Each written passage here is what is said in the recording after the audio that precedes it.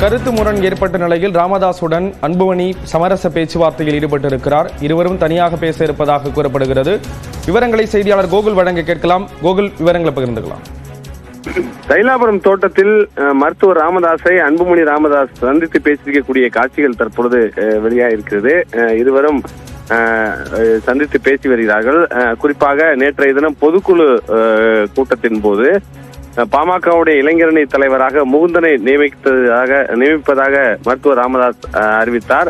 அதற்கு பொதுக்கூட்ட மேடையிலேயே அன்புமணி ராமதாஸ் எதிர்ப்பு தெரிவித்தார். இருவருக்கும் இடையே ஒரு கருத்து முரண் ஏற்பட்டது. இந்த நிலையில் இருவரும் தற்பொழுது சந்தித்து பேசி வருகிறார்கள். அவரோடு பாமகவுடைய கௌரவ தலைவர் ஜி.கே. மணி, பொருளாளர் திலகபாமா, வழக்கறிஞர் பாலு மற்றும் வன்னியர் சங்கத்துடைய செயலாளர் சேலம் கார்த்தி உள்ளிட்ட நிர்வாகிகள் அங்கு இருக்கிறார்கள்.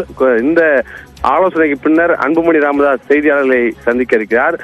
குறிப்பாக இளைஞரணி தலைவராக முகுந்தன் நியமிக்கப்பட்டது குறித்து இருவருக்கும் ஏற்பட்ட கருத்து முரண் குறித்து இருவரும் பேசுகிறார்கள். இந்த பேச்சுவார்த்தையில் எடுக்கப்பட்ட முடிவு குறித்து செய்தியாளர் சந்திப்பில் அன்புமணி ராமதாஸ் தெரிவிக்க இருக்கிறார்.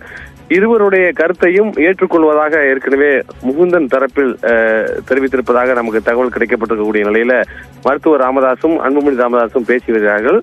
நேற்றைய தினம் ஒரு கருத்து முரண் ஏற்பட்ட நிலையில் இருவரையும் சமரசமாக பேச்சுவார்த்தை நடத்துவதற்கு ஜி.கே. மணி உள்ளிட்ட மூத்த நிர்வாகிகள் அதற்கான முயற்சியை மேற்கொண்ட நிலையில தனித்தனியாக இருவரையும் சந்தித்து பேசிய நிலையில் தற்பொழுது தைலாபுரம் தோட்டத்தில் அன்புமணி ராமதாசும் மருத்துவர் ராமதாசும் சந்தித்து பேசுகிறார்கள். இந்த பேச்சுவார்த்தைக்கு பின்னர் எடுக்கப்பட்ட முடிவுகள் குறித்து செய்தியாளர்கள் சந்திப்பின் போது அன்புமணி ராமதாஸ் தெரிவிக்க இருக்கிறார். தகவல்களை வழங்கியதற்கு நன்றி கோகுல்.